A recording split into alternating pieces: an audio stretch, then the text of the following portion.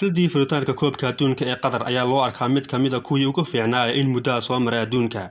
Munaasabadda waxaa ka soo muuqday haliiga Hollywood Morgan Freeman oo weheliyay 20 jirka u dhashay Qatar ee YouTuber-ka ah oo aan lahayn qaybta hoose ee jirka. Aayadaha Quraanka Kariimka ayuu ku daahfuray tartankan caalamiga ah. Wiilkan oo lagu magacaabo Kanim Al-Muftaax waxa uu dhashay 5 bishii May ee sanadkii 2002. Kanim Al-Muftaax oo ah ganacsade iyo samafale ayaa iska dhigatiray dhammaan dhibaatooyinka nolosha si uu dad badan ugu noqdo dhiirigeliye. Waxa uu ku dhashay cudurka Condyle Registration Syndrome oo ah xanuun dhif ah oo wax u dhima horumarka qaybta dhabarta ee qaybta dambe.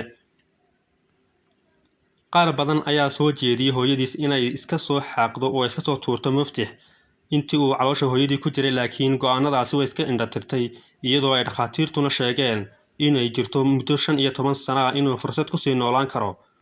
Hase yeeshee qadarta Alle iyo Muftaax oo noqday wiil dhalinyaro ah oo sameeyay dadaal adag ayaa horseeday inuu noqdo ganacsadaha ugu da'da yar dalka Qatar. Wuxuu aasaasay shirkadda jalaatada sameysa oo la yiraahdo Garden Ice Cream. Wuxuu ciyaari jiray sports badan isagoo naafo ah. Markii uu dhiganayay iskuulka, Kanim wuxuu ciyaari jiray kubadda cagta isagoo gacanta ku gashanaya kaba caaga ama markaasi kabo gacmeed. waxa uu la tartami jiray asxaabtiisa caadiga ah ee iyagu lugaha ku ciyaara.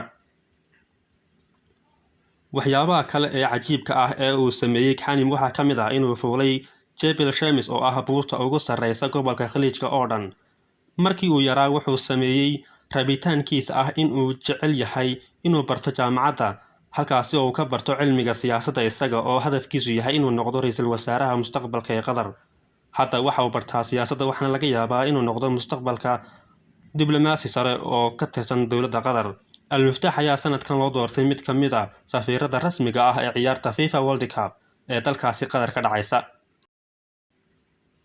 warbixin uu soo saaray isagoo ah arday wax ka dhigta kulliyadda siyaasadda ee jaamacadda Lancaster waxa uu ku yiri, aniga oo ku hadlaya jagadayda danjir ahaan ee koobka adduunka waxaan rabaa inaan diro fariin ah rajo, isku duubni, nabad iyo midnimo bini'aadantinimo. wiilkan ayaa soo jiitay indhaha caalamka isagoo aad iyo aad u soo jiitay malaayiin qof oo si toos ah u daawanayay 20kii bishan ee la daahfuray isagoo aayadaha Quraanka Kariimka ku daahfuray waddankaasi Qatar markii ugu horeysay ee lagu qabanayo dal Islaama. run ahaantii waa dhiirigeliye iyo sidoo kale samafale. Muftaax